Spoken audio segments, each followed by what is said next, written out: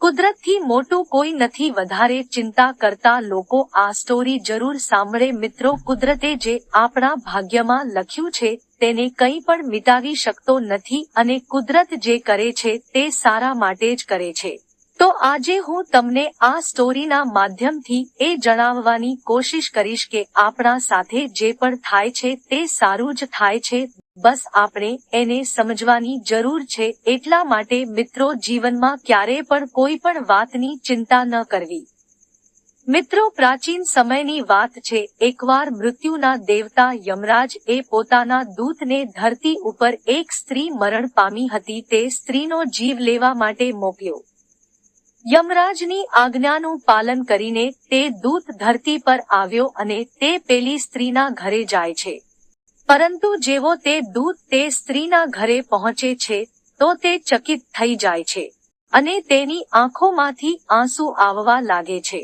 કારણ કે મરણ થયેલ સ્ત્રીની આજુબાજુ 3 નાની નાની બાળકીઓ હતી, જેમાંથી એક બાળકી સ્તનપાન કરી રહી હતી, જ્યારે બીજી બાળકી જોર જોરથી રડી રહી હતી.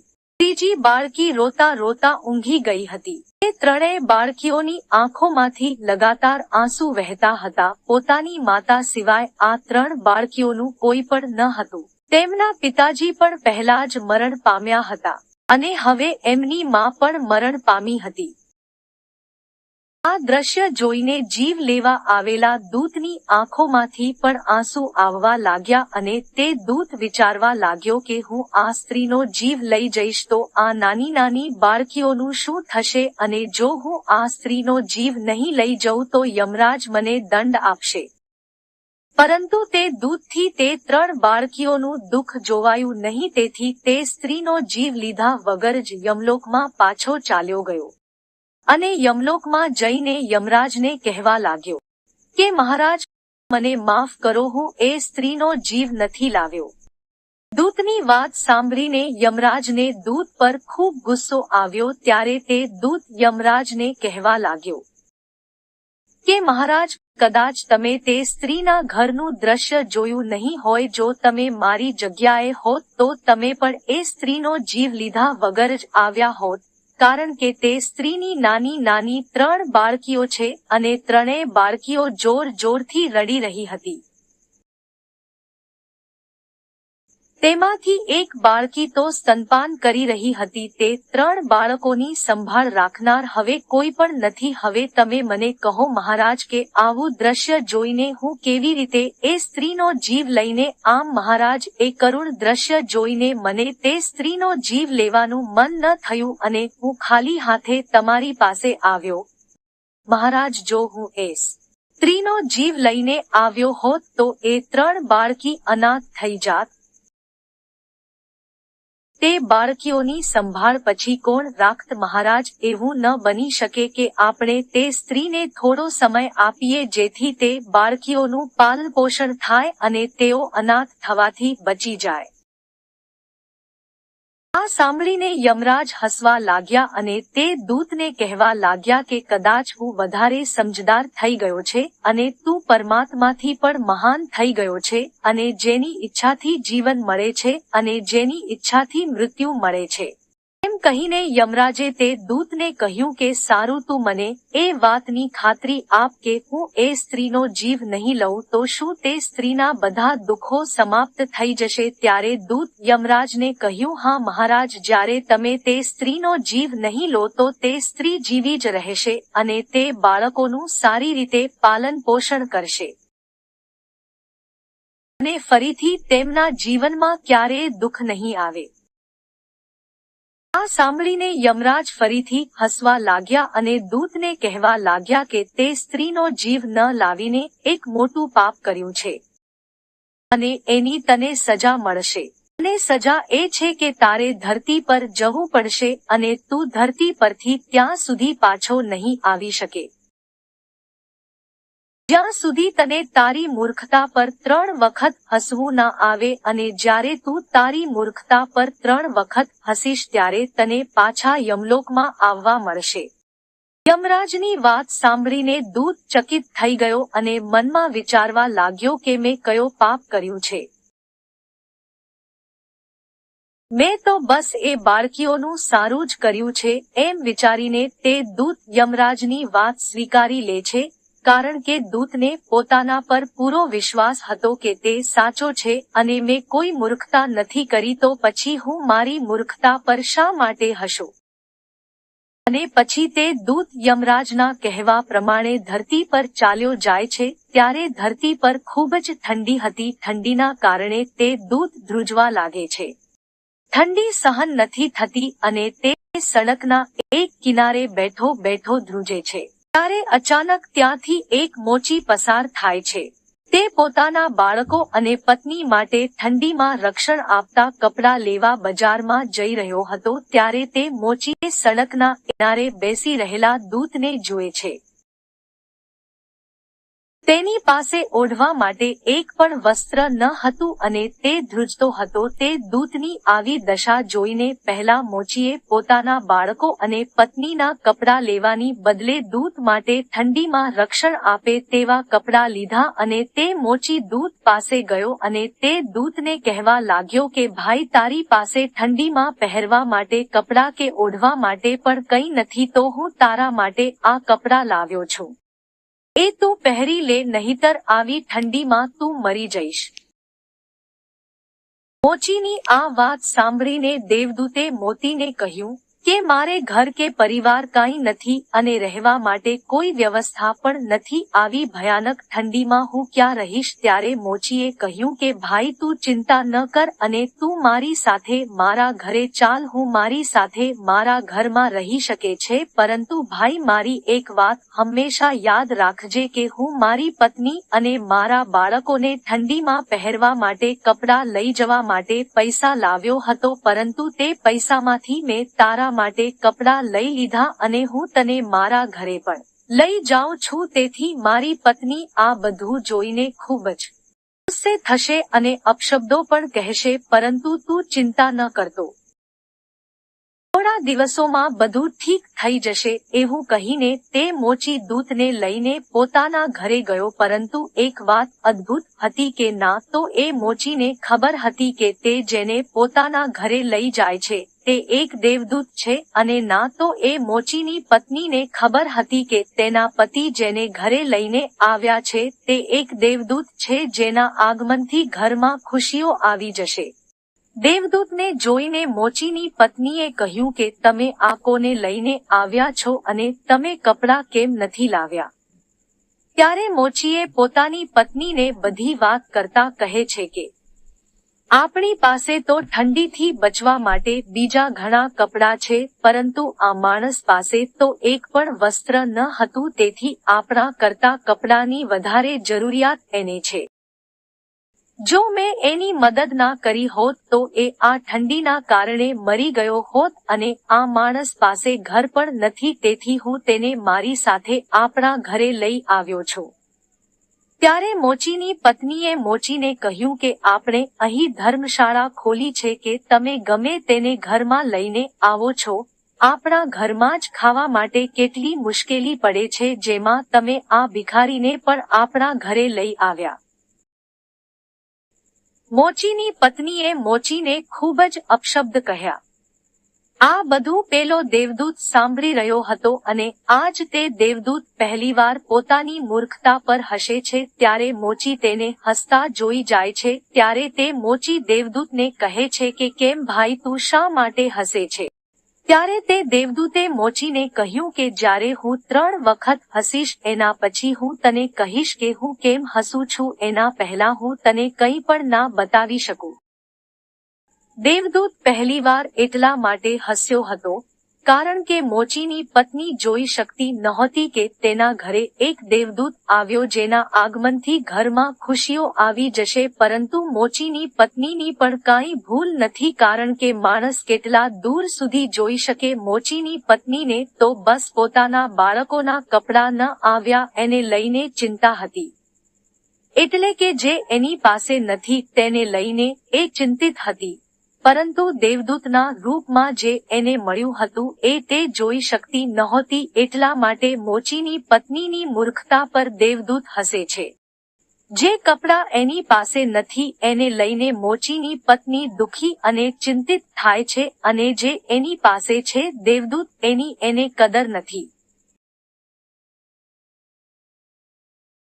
ઘરમાં ખુશી ચાલીને આવી છે અને મોચીની પત્નીને કપડાની પડી છે. મિત્રો, જીવનમાં પણ દરેક માણસ સાથે આવું થયું હોય છે. જે વસ્તુ આપણી પાસે નથી કે જે વસ્તુ આપણા પાસેથી જતી રહી છે એને લઈને આપણે દુઃખી અને ચિંતિત રહીએ છીએ, પરંતુ જે આપણી પાસે છે એની આપણે કદર કરતા નથી, તેને આપણે જોઈ શકતા નથી. જે વીતી ગયું એને આપણે પાછું લાવી શકતા નથી. એટલા માટે મિત્રો, પાછળની વાતો યાદ કરીને જો આપણે બેઠા રહીશું તો આપણે જીવનમાં આગળ કેવી રીતે જઈ શકીશું? મોચીના ઘરમાં રહેતા દૂતે 10 દિવસમાં મોચીનું કામ શીખી લીધું અને તે સારા ચપ્પલ બનાવવા લાગ્યો અને જોત જોતામાં એ દેવદૂતના ચપ્પલ ખૂબ પ્રસિદ્ધ થઈ ગયા. દૂરથી માણસો તેના બનાવેલા ચપ્પલ ખરીદવા આવતા. તેના કારણે મોચીના ઘરની દશા બદલાઈ ગઈ અને જોતજોતામાં મોતીના ઘરમાં એટલા બધા પૈસા આવવા લાગ્યા કે મોચી રાજા મહારાજાઓની જેમ જીવન જીવવા લાગ્યો. એક વર્ષની અંદર આજુબાજુના તમામ રાજ્યોમાં એ વાત ફેલાઈ ગઈ કે મોચીને ત્યાં ખૂબ સારા ચપ્પલ બનાવવામાં આવે છે અને એની જેવા ચપ્પલ બનાવી શકતો નથી.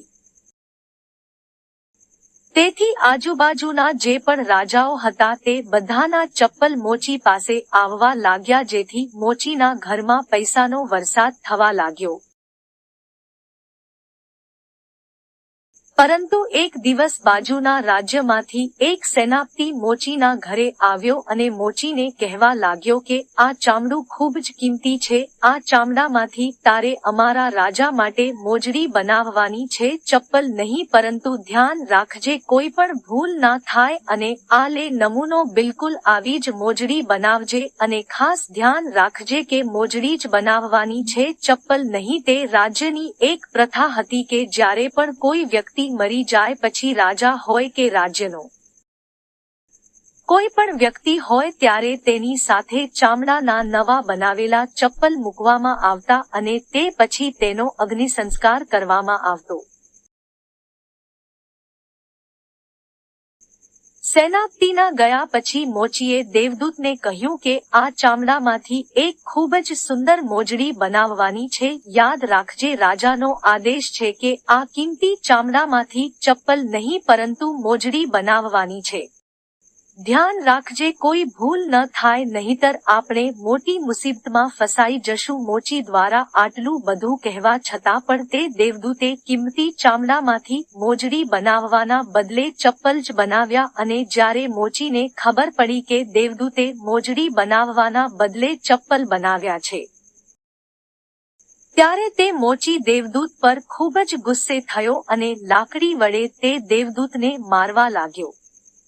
ત્યારે અચાનક જ એક સૈનિક દોડતો મોચીના ઘરે આવ્યો અને મોચીને કહેવા લાગ્યો કે તે કિંમતી ચામડામાંથી મોજડી નહીં પરંતુ ચપ્પલ બનાવજો, કારણ કે રાજાનું મોત થયું છે.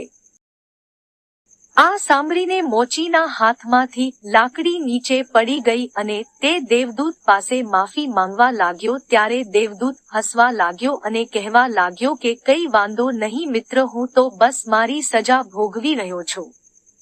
દેવદૂતની આ વાત સાંભળીને મોચી કહેવા લાગ્યો કે કેવી સજા, અને મેં તને આટલો બધો માર્યો તેમ છતાં પણ તું શા માટે હસે છે? ત્યારે દેવદૂત કહ્યું કે જ્યારે હું 3 વખત હસી લઉં ત્યારે હું તને બતાવીશ કે હું આ શા માટે હસ્યો હતો. હાલ તો હું તને કંઈ ના બતાવી શકું. આ જીવનમાં માણસ એ વસ્તુઓ પાછળ ભાગે છે જેની એને જરૂરિયાત જ નથી. ભવિષ્યને કોઈ જાણી શકતો નથી કે કાલે શું થવાનું છે. ત્યારે માણસ પોતાના પાછળના અનુભવોના આધારે ભવિષ્યના નિર્ણય લેતો રહે છે અને વિચારે છે કે ગઈકાલે મારી સાથે આવું થયું હતું તો આવતીકાલે પણ મારી સાથે આવું થશે. જ્યારે કાલે શું થશે એ કોઈ માણસ જાણી શકતો નથી. રાજા જીવતો હતો ત્યારે તેને મોજડીની જરૂરિયાત હતી અને આજે જ્યારે મરી ગયો ત્યારે તેને ચંપલની જરૂર છે. એટલા માટે મિત્રો, જીવનમાં ચિંતા કરવાનું છોડી દો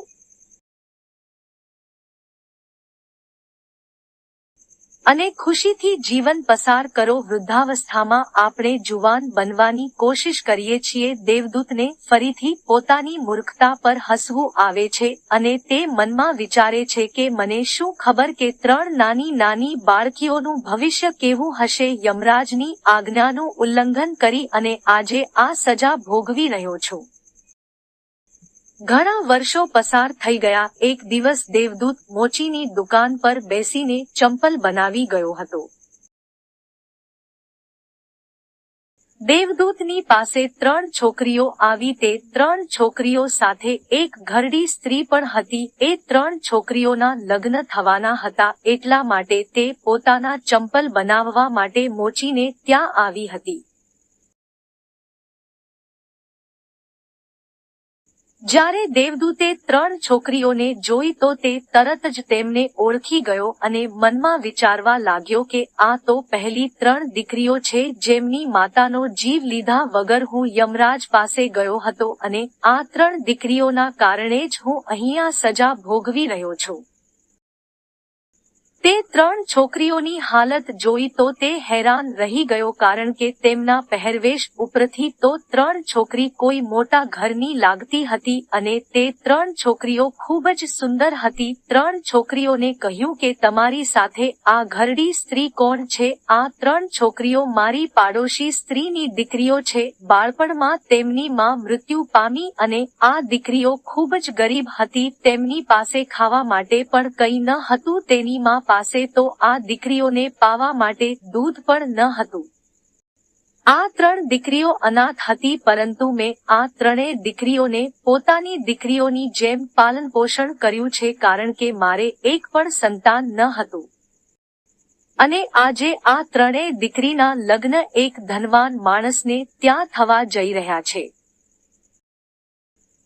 એ ઘરડી સ્ત્રીનો જવાબ સાંભળીને દેવદૂત મનમાં વિચારવા લાગ્યો કે આજે આ 3 દીકરીઓની માં જીવતી હોત તો તેમના ઘરે ભયંકર ગરીબી હોત અને તે 3 દીકરીઓના લગ્ન ક્યારે પણ ધનવાન પરિવારમાં ન થાત. એમ વિચારીને તે દેવદૂત પોતાની ત્રીજી મૂર્ખતા પર હસે છે. અને જ્યારે મોચી આવ્યો ત્યારે મોચીને બધી વાત કહી કે હું અહીં શા માટે આવ્યો છું અને હું 3 વાર મારી મૂર્ખતા કેમ હસ્યો. આ 3 કારણો હતા જેના કારણે મને મારી મૂર્ખતા પર હસવું આવ્યું અને આજ સુધી હું મારી સજા ભોગવી રહ્યો હતો.